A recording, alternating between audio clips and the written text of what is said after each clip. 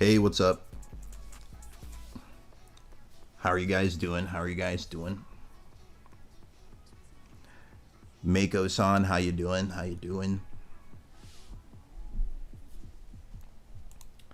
How are you guys doing today? Blue Knight, what's up? You still do jiu-jitsu? I haven't gone for a while. But I'm thinking of getting back into it. How are you guys all doing?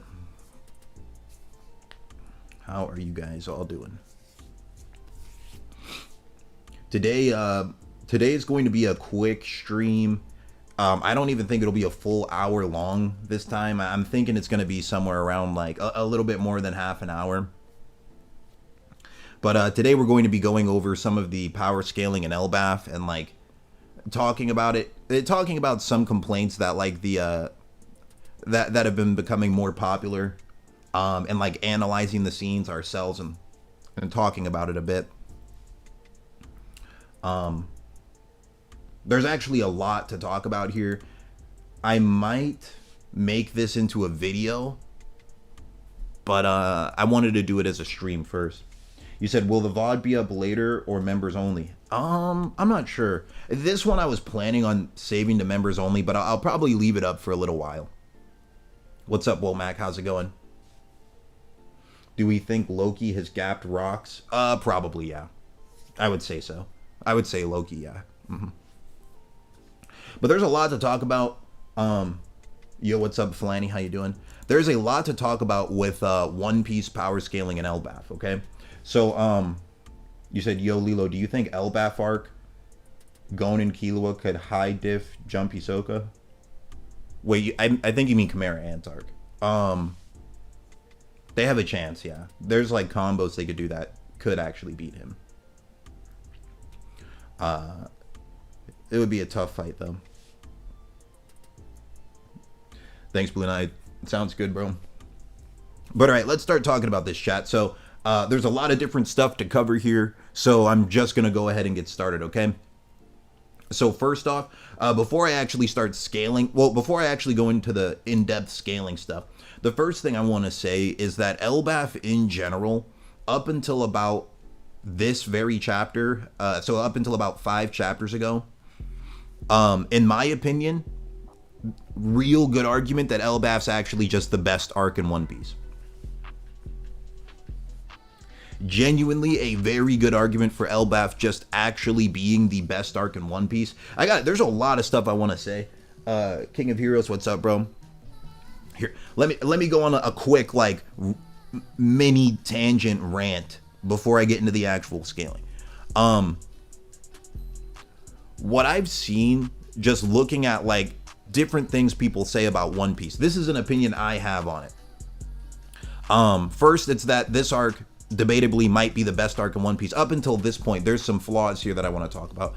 But other than that, I think a lot of people, when they make comments on One Piece, they are unaware of genuinely how impressive the story is as a whole. Like, they haven't really contemplated the feat that Oda has achieved, like getting One Piece to this point. They haven't really like thought about it much, right? Let me put it like this. We're on chapter 1173, and as I was saying, up until about 5 chapters ago, I was saying there's a real argument this is the best thing Oda's ever written.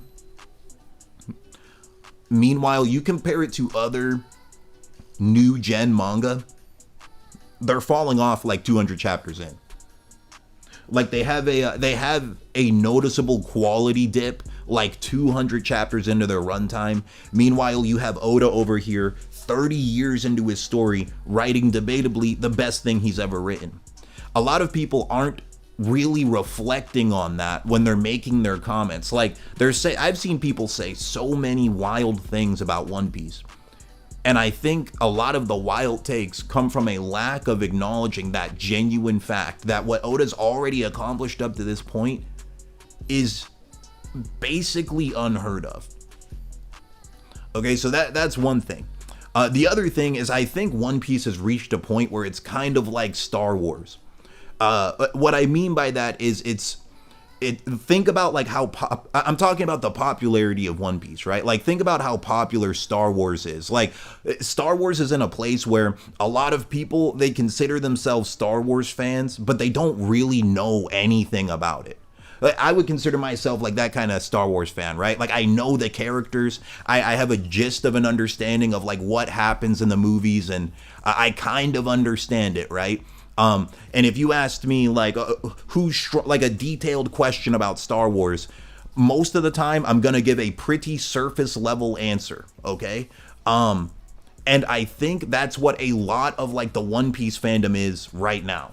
It's the same way, okay? Like a lot of the times when you ask people questions about One Piece, they are giving you a very surface level answer, and it's due, honestly, no offense, it's due to people not really knowing much about it at all. Like a large majority of people talking about, well, let me not say too much there, but this is a common thing I'm seeing.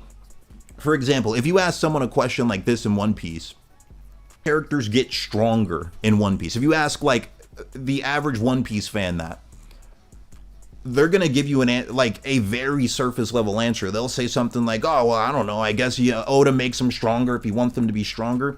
But they don't understand there's actually an elaborate power system that's been laid out from the start of the series till right now, right? For example, like a detailed answer to that would be, there's hockey blooms, and then there's also a concept of island buffs. As they go throughout the islands, the battle experience they gain makes them stronger, kind of like an RPG character. And then hockey blooms has different variants to it. Like your hockey evolves in different ways. So your hockey can either go from like a basic to an advanced level, like it's actually evolving to a different level, like basic armament to advanced. Or basic conquerors to advance. That's one kind of hockey bloom. And another kind is like your hockey actually gets stronger, like you're getting more hockey and the amount you can output increases. That's a more detailed answer. But a lot of people who are talking about One Piece, it's not that they don't give you that answer. I don't want to go too far, but they don't give you that answer because they don't understand the scaling well enough to give you that answer. That's a pretty common thing, right? And I think it's due to One Piece just being really popular, okay? So that's all of that. That's stuff I wanted to say. Because I was seeing a bunch of like wild comments on One Piece. And I've also seen people say like power scaling in One Piece doesn't matter. That's a very wild thing to say. The reason I say that is because without power scaling, a story doesn't have any consistency. Without power scaling, you would have people like Nami one punching well, no, I mean Nami could do that as a joke, so maybe Nami's not a good example. You'd have someone like Kobe one punch Mihawk if power scaling wasn't a real thing, right? Power scaling gives a story like consistency and logic. Every shonen story, any story with fights, period, has power scaling to it. That's like, it inherently creates the stakes that you're enjoying when you're reading these series. If there's no power scaling, nothing makes sense. Like, power scaling is just analyzing what's happening in the story and making logical conclusions based off of the feats and statements displayed. That's all it is. So to say that it's like not a real thing is just not true. There's a clear scale to these series. Now, all that being said, this is something I have a real problem with. I really dislike this scene, bro. You said, what do you think of Kobe's power level right now? And next time we see him, Kobe, he was weaker than Boa Hancock. Like Boa, actually blitzed him because she was about to kick him in the head, and then Kobe was like, she's too fast, I can't dodge her. And then Blackbeard just shows up and like blitzes Boa. So I mean, I think Boa in stats is like around Doflamingo tier with like crazy hacks. So, but that was also Kobe before Honesty Impact. But like his reaction speed is kind of like trash. So I think Kobe's like a 3rd division commander level guy at best. With like one strong attack that scales above the rest of them. But anyway, this is something I wanted to talk about here, okay? So you said you competed in your first jiu-jitsu tournament and wanted to chip. Oh, and just wanted to chip in since it's been a minute since I've watched. Yo, thanks for tuning in, bro, and congrats on that, man. That's it. Anyway, oh, you said that's anime only? Oh, I have to double check that scene then in the manga. But yeah, I have Kobe around like 3rd division commander level. Like not to go too into it, I think always throughout the story, Kobe's always been at a level where Luffy can one-shot him. Base Luffy. Like throughout the whole series, that's been the case. I don't think there's ever been a time where that wasn't the case. At all points in the series, base Luffy can one-shot him. So however strong base Luffy is, Kobe is getting one-shot by that. That's like how strong Kobe is. So I think he's like 3rd division commander level. Anyway, this scene, I really don't like this scene for a couple different reasons. The following chapters have kind of like remedied this scene, but I'm still not a fan of it for a couple reasons. So I'll talk about this and then I'll talk about the Domi Reversy, okay? Because these are like the two problems in the arc. It's this scene right here, and then the Domi Reversy not being fully explained yet. Honestly, the Domi Reversy stuff isn't really that big of a deal. You could make an argument that both of these things are not that big of a deal because they can both be explained. But I personally am not a fan of this panel for a few reasons, right? So let's just talk about this. So this scene here, we see that Brooke, the whole crew, they all get low diffed by Gunko, and then Brooke gets low diffed again by like Emu, actual Emu, right? Actually, hold up. Right here, Brooke had just been low diffed by Gunko. And then he like crawls back up to Gunko while she's possessed by Emu. And then we get this panel where Gunko like snaps back to her senses. You can tell when Gunko's like getting back into control because by looking at her eyes. When Gunko's in control, this eye turns back to normal, right? Like she has 2 miscolored eyes. This is like how Gunko normally looks. So this is Gunko in control again, and like she frees Brooke. And then Emu starts fighting for control back and is getting power back. And then we get this scene where Brooke blocks an attack from Emu.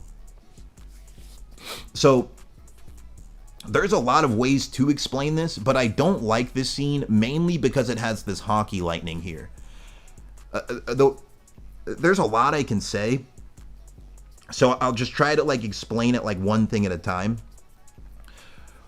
First off, Brooke is not strong enough to block a full strength attack from Emu. He simply should not scale to that level. The way I see it is I would expect a feat like this from Zoro or Sanji, right? At face value. But there's other things that the following chapters kind of explain. How do I word this? All right, let me just be straightforward. Emu's most likely nerfed right here. Okay, most likely nerfed, and this is implied by the fact that Emu goes on to absolutely low diff Brooke after this. So the most likely interpretation is that Emu is nerfed here. We actually see Emu like low diffing Brooke, not even needing to hit him with physical attacks. She's just like low diffing him. Hold on, I think we got the panel here. Where is it? Yeah, right here. She's just cooking him. Brooke is nowhere near Emu's level in any way. Even like this nerfed Gunko variant of Emu, right? But so like the fact that Emu is low diffing Brooke after this, that implies that Emu's nerfed when Brooke blocks her attack. What chapter was that? Let me see. Okay. But this is still a problem because of the hockey lightning. That's the only thing that I don't like about the scene, to be honest with you. I do not like the hockey lightning being here. I really do not like the hockey lightning being here.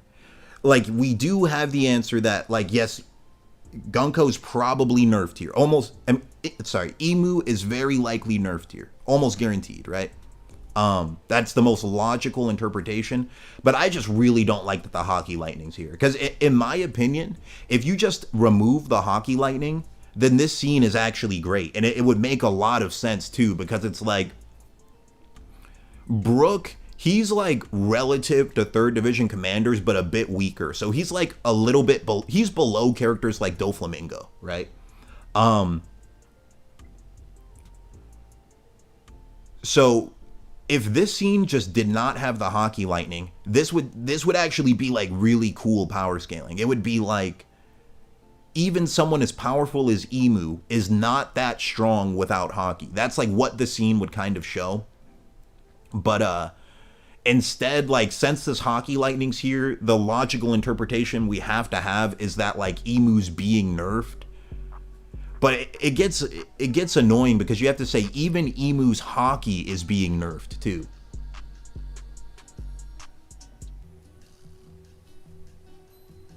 So I'm really not a fan of there being Hockey in this scene. And you know, something else to keep in mind is when you're reading these chapters,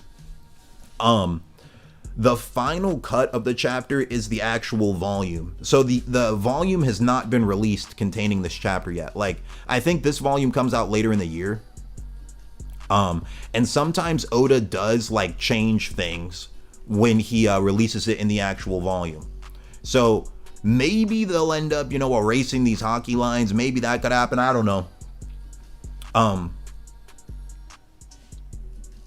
Oda adding the lightning for visual flair. I also think that's what he was doing, but it's not a good thing in this scene. Because you have to say like the way, so there's a few different explanations you can use, right? Let me start listing some off. One is that Emu is nerfed. Another one is that Emu is using Gunko's Hockey in this scene, which I'm not a fan of because we legit see like everyone's able to sense Emu's Hockey when Emu takes over Gunko's body. But maybe you could say this is actually Gunko's Hockey and not Emu's. And yeah, I mean, those are like the best two explanations, really.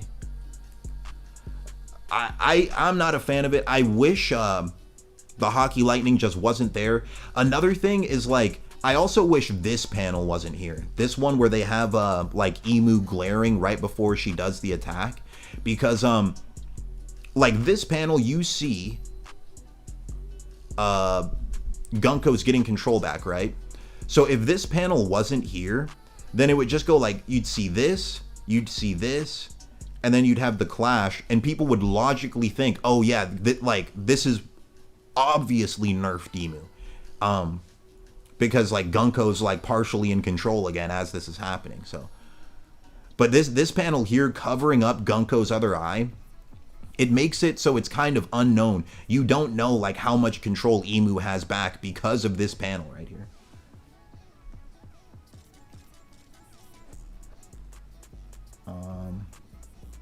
You don't think Emu is nerfed? Emu is definitely nerfed.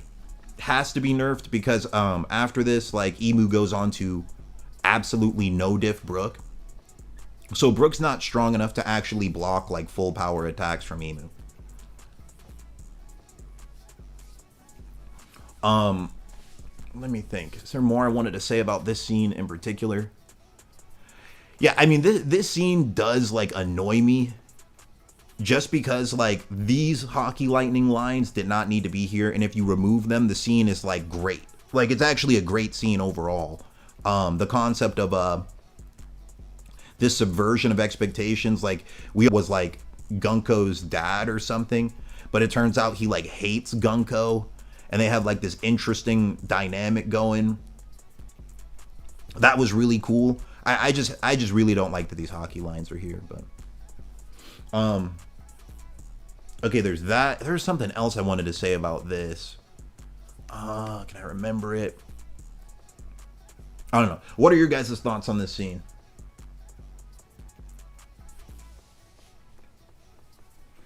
You said the reveals are insane in Elbaf, but hot take, I think it's very rushed and pretty nonsensical in some areas, especially the whole Domi Reversy part.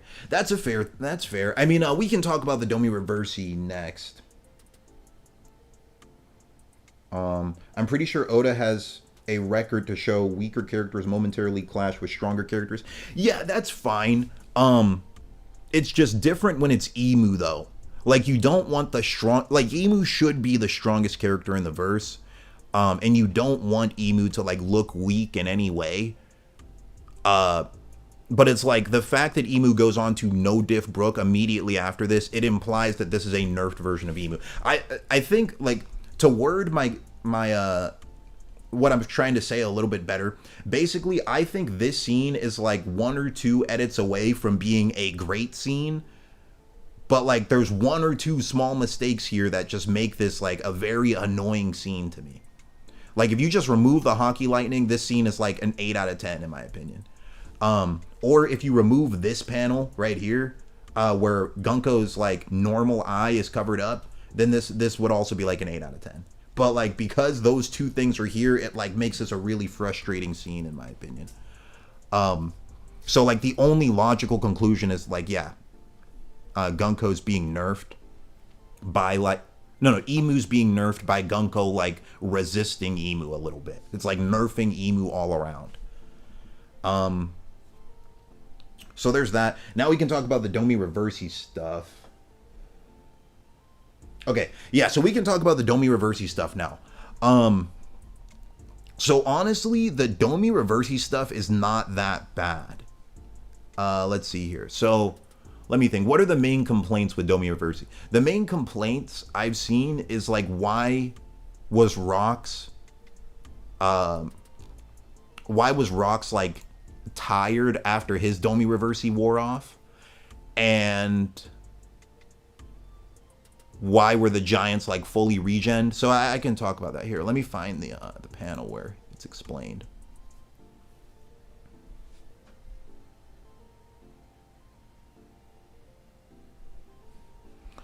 Let's see if I can find it. Let's see. Oh, it's right here. Okay, so there's actually 2 different types of Domi Reversy. This type of Domi Reversy, it's called Diabolical Covenant. It like has a different name. Okay, so there's this kind, the Diabolical Covenant kind, and then there's the one where like Emu stabs them with her like arms or whatever. That one had a different name than this one. And this one has like a contract with it. So this one that the Giants got hit with, it uses some of their lifespan. Okay? And then the one that Rox was hit with didn't have like a statement like this. So there's a couple different interpretations, right? Like one argument you could make is you could say that maybe they both take lifespan. Both Domi Reversy types take lifespan, but Giants can tank a revival from it better than a human because they have more of a lifespan. But someone like Rox, he's like a normal human, right? So Domi Reversy to him, like when he is turned back to normal, he's still exhausted afterwards. Or you can make the argument that it has something to do with like hockey mass. Like for example, when Garp and Roger killed Rox with their final attack, maybe it did so much damage that even after he was like turned back into a human, it was still damaging him. But I don't know, like him turning back into human, he might not have even like flipped like the way that the Giants flip around. But yeah, the answer I like the most so far is maybe it's just a lifespan thing and like Giants can tank it better than humans. That would explain like why Rox was like still tired after his Domi Reversy wore off. Or you could just say like different Domi Reversies have different effects. So like the one that Rox was hit with, you're just tired afterwards no matter what. That's another option.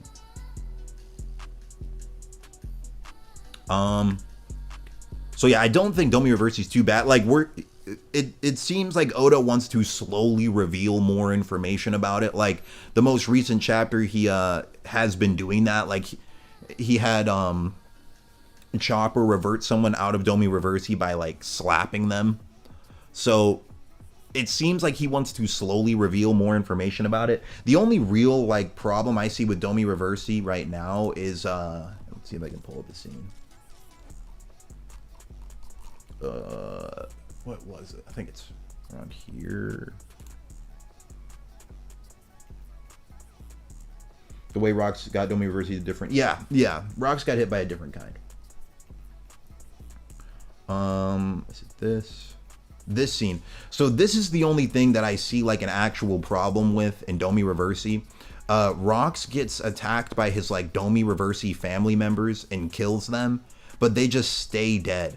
So like we didn't get to. This is like what was making me think that giants can tank Domi Reversy better than humans, because I was thinking like maybe only giants are able to get hit by Domi Reversy, killed, and then come back to life and like be full health, because like these other humans, when Rocks killed them, they just died when they reverted back, because Domi Reversy would take their lifespan, and I think some of them were old. So what's up, Spider? How you doing? I think that's honestly like a pretty fair interpretation of this scene. So like all the Domi Reversy stuff genuinely does seem like it can be explained. So I don't really think it's that big of a deal. I wish it was explained more quickly, or I wish like, you know, the chapter where they gave us like a brief bit of information saying if you kill someone who has Domi Reversy, they come back to normal. I wish that chapter had like a like Hunter x Hunter or JJK type narration dump where they actually go in detail and explain all the details of Domi Reversy. I would have preferred that. But I do think the Domi Reversy stuff will be explained over time. Like, I think that will be explained. And then the other thing was the Brooke Gunko thing. Another thing to note is like the Brooke blocking Gunko might actually get some more explanation too. Sorry, no, I meant to say Emu. Brooke blocking Emu might get more of an explanation too, because it looks like Oda wants to show Gunko's like backstory. And I'm thinking like if he does like a small flashback showing Gunko's backstory, maybe there will be like some mention of Gunko resisting Emu like right as she attacked Brooke, and that's why Brooke could block her. Like, that's all it would really take. Like, pretty much those are the big two complaints of this arc right now. It's the Brooke blocking Gunko and then the Domi Reversy stuff. Both of them have answers and explanations to them, but the Brooke one in particular annoys me more than the Domi Reversy one. I just hope that it gets explained, you know? But all of these things, like, can be explained. I believe that chapter only tells us their theory on it rather than actual facts. Yeah, I think that's also the case. There's something else like people don't talk about when it comes to the Domi Reversy. I can show you it real quick. Let me see. There's this chapter where like Dory and Brogy, they slash each other. It's before they kill each other. It's like they recreate their like iconic clash from the start of the series. Before this, Elbaf is an insanely good arc, bro. Like it's just those two things do bother me. I hope they get explained. I really do hope they get explained.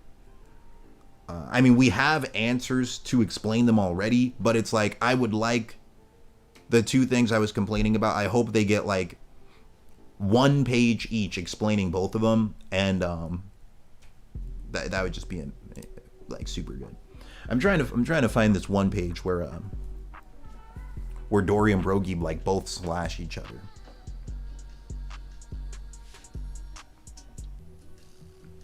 Wow, you said wow, bro. Imagine if Oda could make explanations like that. He already has though. Like if you look at the covenants, like where he had that chapter where he had Shanks explain like the 3 different levels of the covenants. He was already like explaining things like that. Okay, so this scene, people don't really talk about this one, but after Dory and Brogy slash each other like this, they both gain like some control again. They both gain some control again. Another thing is the Domi Reversy affects their weapons too. Like their shields regen too. Like these shields here regenerate after getting slashed, which is kind of crazy.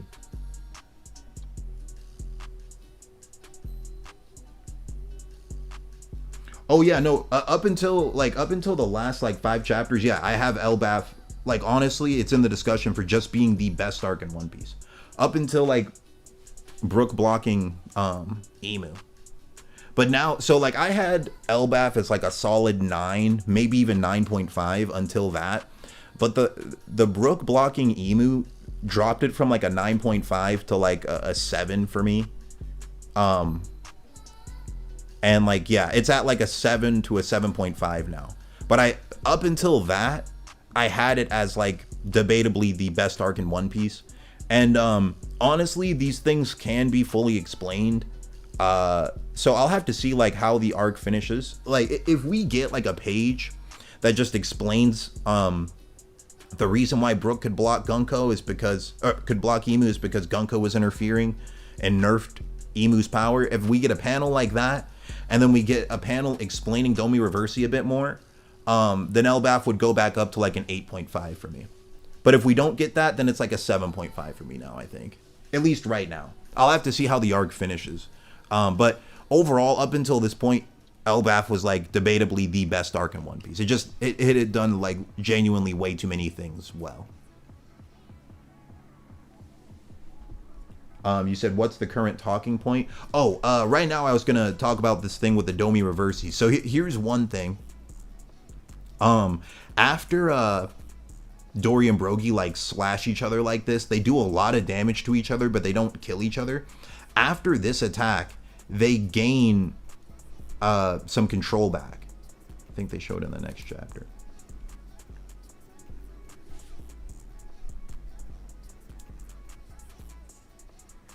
Let's see. Is it the next one?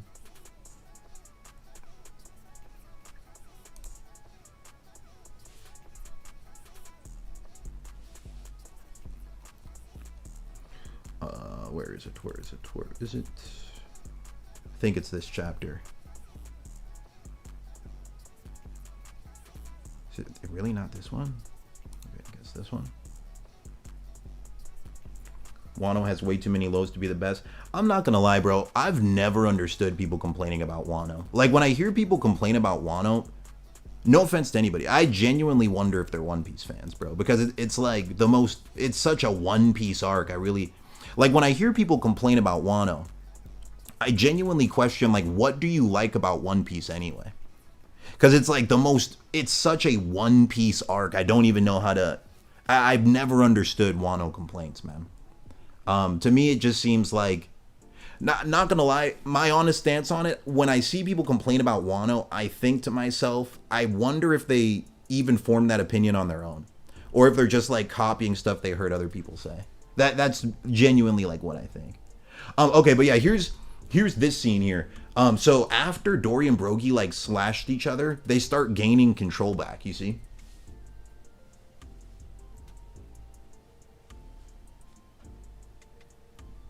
And that's something like people aren't really talking about. It seems like damage as well, not just like them killing each other, but damage in general can like gain some control back.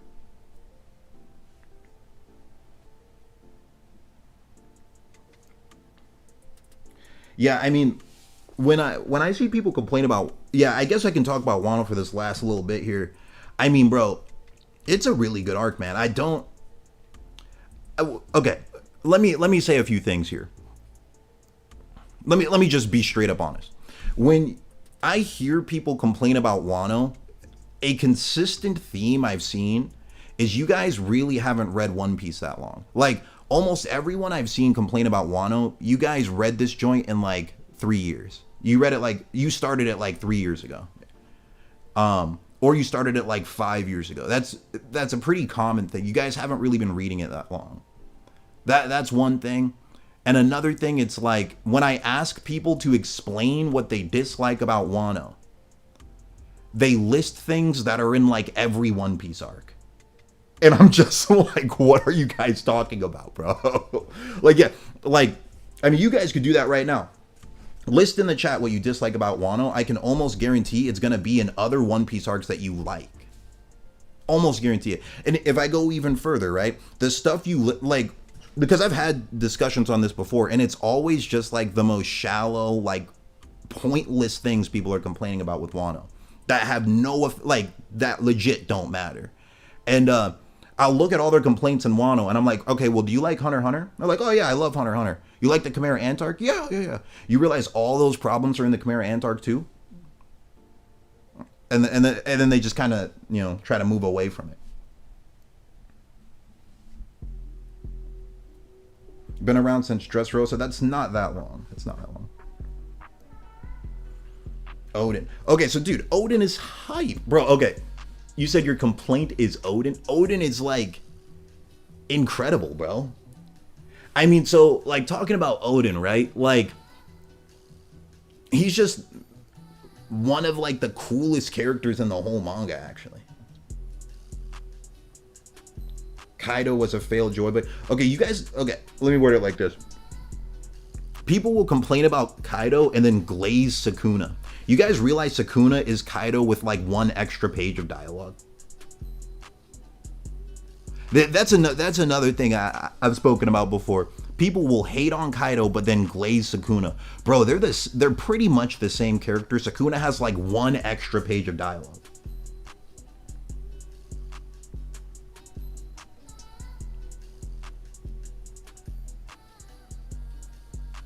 I don't know. I've never seen people give compelling reasons for disliking Wano ever. And I've seen people hate on it. I've never seen a compelling reason. Like, the arguments I've seen people give, right? I've seen people say, Wano has too many characters and I don't like the characters. I'm like, bro, why does that matter? Like, I don't, why does that matter at all? If they're not like a major part of the story, why does like the amount of characters matter? That's one complaint I've seen. And then another complaint I've seen for Wano is I don't know, like they're always like the most shallow surface level things that don't matter. Like I saw that one, and then I saw someone say they wanted the Straw Hats to interact more. But I mean, people just say that about every arc recently.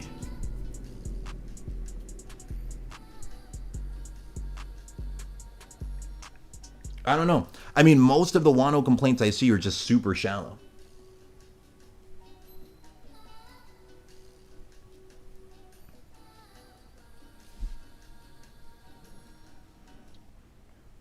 Yeah, I mean, if anyone wants to list some Big Mom's treatment, dude, Big Mom she was just as bad in Whole Cake, bro. Like, Big Mom is, she's strong, but she's just not smart.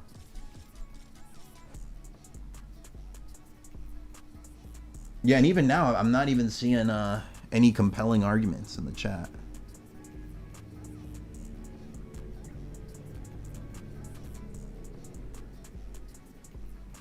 Yeah, I don't know. That's how it always goes when I see people complain about Wano. It's always like the most surface level complaints.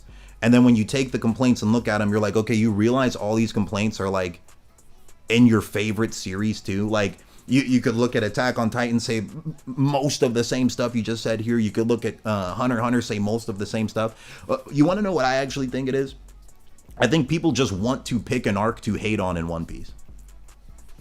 Maybe that's a hot take, but I think some people just think it's cool to have an arc or two in One Piece that they say they really hate. Like, they think it makes them like seem like it's a unique take.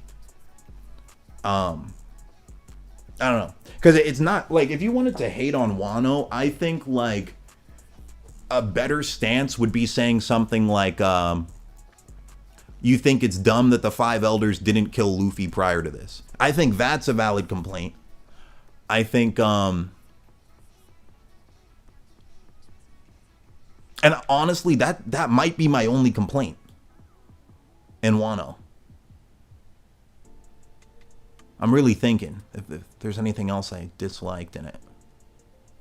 No, I think that's actually it. I genuinely think that's it. That's like the only thing.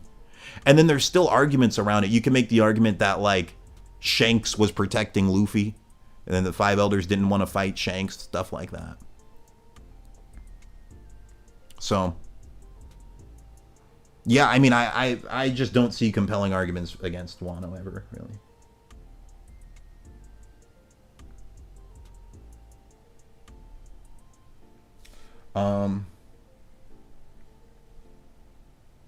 Oh, Kinemon surviving? Oh, okay, that is a fair complaint. Yeah, Kinemon surviving, that was garbage. That was actually terrible. That's complete.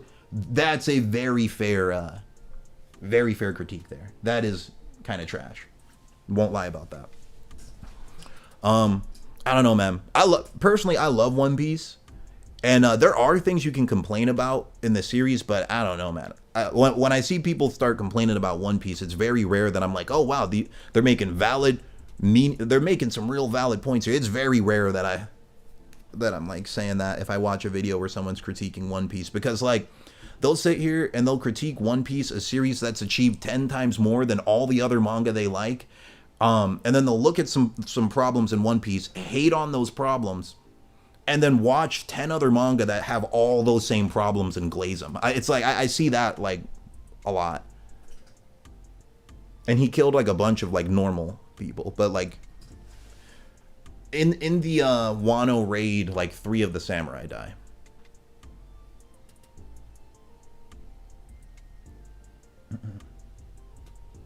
But all right, chat, I think that's it for this one. There's a lot more stuff I can talk about with One Piece. Honestly, like I was saying earlier, I really do not like the Brooke blocking Emu scene. I'm hoping that Oda gives us another panel that just blatantly straight up says, oh yeah, like Emu was much weaker when I blocked her attack.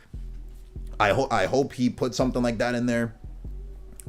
Or I hope the Hockey Lightning gets erased when Brooke is blocking Emu. I hope the Hockey Lightning in that scene gets erased in the actual volume of these chapters, and I hope we get like a page of exposition explaining Domi Reversy. If we get all of that, Elbaf goes back up to like an 8.5 for me. But right now it went from like a 9.5 to a 7.5 based off of those 2 errors. And it's frustrating because like the Brooke one is like such a small, like simple fix, like just erase the Hockey Lightning and that scene's great. If you erase the Hockey Lightning from that Brooke scene, then I think the arc would be like an 8 again for me, but we'll see. I hope we'll see how the arc finishes up. The arc could end up as like an 8.5 again for me, but right now it's like a 7.5. But up until this point, it had been a 9.5.